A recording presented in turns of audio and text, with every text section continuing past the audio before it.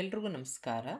ಇವತ್ತು ಬೆಳಗಿನ ತಿಂಡಿಗೆ ತುಂಬಾ ರುಚಿಯಾಗಿರೋ ಅಂಥದ್ದು, ಜೊತೆಗೆ ಅಕ್ಕಿಯನ್ನು ಹಾಕದೇ ಇರುವಂಥ ಒಂದು ದೋಸೆ ತೋರಿಸ್ತಾ ಇದ್ದೀನಿ. ತುಂಬ ಸಾಫ್ಟಾಗಿ, ತುಂಬ ಹಗುರವಾಗಿ ಗರಿಗರಿಯಾಗಿರೋ ಅಂಥದ್ದು.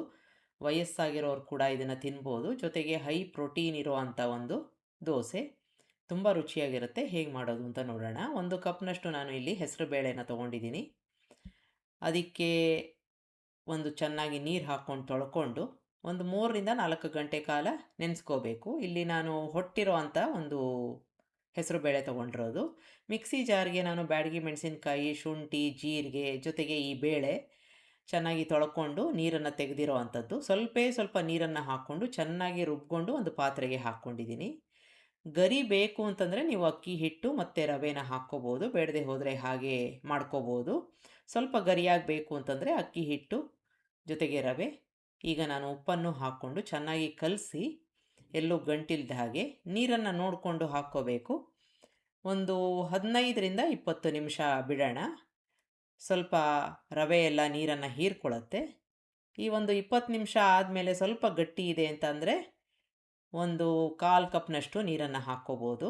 ಕೊತ್ತಂಬರಿ ಸೊಪ್ಪನ್ನು ಹಾಕ್ಕೊಂಡಿದ್ದೀನಿ. ನಿಮಗೆ ಬೇಕಾದರೆ ಇದಕ್ಕೆ ಕ್ಯಾರೆಟ್ ತುರಿ, ಇನ್ಯಾವುದಾದ್ರೂ ಒಂದು ತರಕಾರಿ ಇದ್ದರೆ ಸಣ್ಣದಾಗಿ ಹೆಚ್ಚಿ ಹಾಕ್ಕೋಬೋದು. ಈಗ ತವಾ ಬಿಸಿಯಾಗಿದೆ. ನೋಡಿದ್ರಲ್ಲ, ತುಂಬ ಬೇಗ ದೋಸೆ ಆಗುವಂಥದ್ದು. ನಿಮಗೆ ತೆಳ್ಳಗೆ ಬೇಕಾ ಅಥವಾ ಸ್ವಲ್ಪ ದಪ್ಪಕ್ಕೆ ಬೇಕಾ ಆ ಥರ ದೋಸೆನ ನೀವು ಮಾಡ್ಕೋಬೋದು. ಚೆನ್ನಾಗಿ ಹರಡ್ಕೋಬೋದು. ಯಾವುದೇ ಒಂದು ತೊಂದರೆ ಆಗಲ್ಲ. ಈಗ ಇದನ್ನು ನಾವು ಮೀಡಿಯಮ್ ಉರಿನಲ್ಲಿ ಮುಚ್ಚಳ ಮುಚ್ಚಿ ಬೇಯಿಸ್ಕೊಳ್ಳೋಣ. ಇದಾದಮೇಲೆ ನೀವು ತುಪ್ಪ ಅಥವಾ ಎಣ್ಣೆ ಏನಾದರೂ ಹಾಕ್ಕೋಬೋದು. ನಾನಿಲ್ಲಿ ಎಣ್ಣೆನ ಹಾಕ್ಕೋತಾ ಇದ್ದೀನಿ.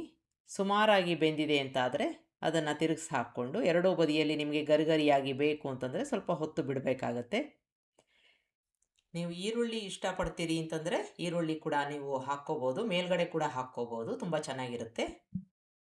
ಚೆನ್ನಾಗಿ ಬೆಂದಿದೆ ಅಂತಾದರೆ ಎರಡೂ ಕಡೆ ತೆಗಿಬೋದು. ಇದನ್ನು ನೀವು ಚಟ್ನಿ ಜೊತೆ, ಸಾಂಬಾರ್ ಜೊತೆ ಸರ್ವ್ ಮಾಡಿ. ತುಂಬಾ ರುಚಿಯಾಗಿರುತ್ತೆ. ತುಂಬ ಹಗುರವಾಗಿರುತ್ತೆ ಹೊಟ್ಟೆಗೆ. ಡೈಜೆಷನ್ ಕೂಡ ಪ್ರಾಬ್ಲಮ್ ಆಗಲ್ಲ. ನಿಮಗೆ ರೆಸಿಪಿ ಇಷ್ಟ ಆದಲ್ಲಿ ಲೈಕ್ ಮಾಡಿ, ಶೇರ್ ಮಾಡಿ, ಕಮೆಂಟ್ ಮಾಡಿ, ನನ್ನ ಚಾನಲ್ಗೆ ಸಬ್ಸ್ಕ್ರೈಬ್ ಮಾಡಿ. ನಮಸ್ಕಾರ.